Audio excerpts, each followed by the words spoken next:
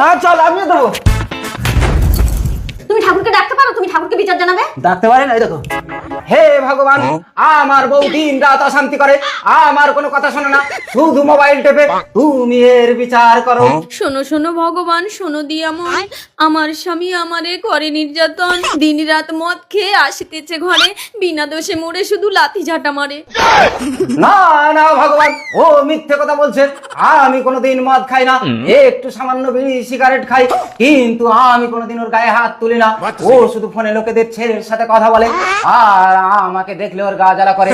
তুমি এর বিচার করো।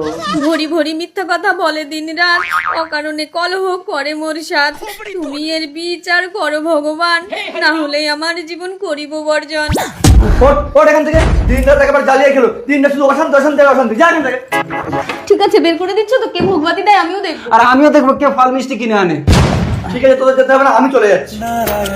এই থেকে তো তোমাকে বললাম, স্বামী স্ত্রী দিন রাত কলহ করলে ভগবান ঘরে থাকে না। ঠিক আছে, আজ থেকে আমরা আর অশান্তি করবো না।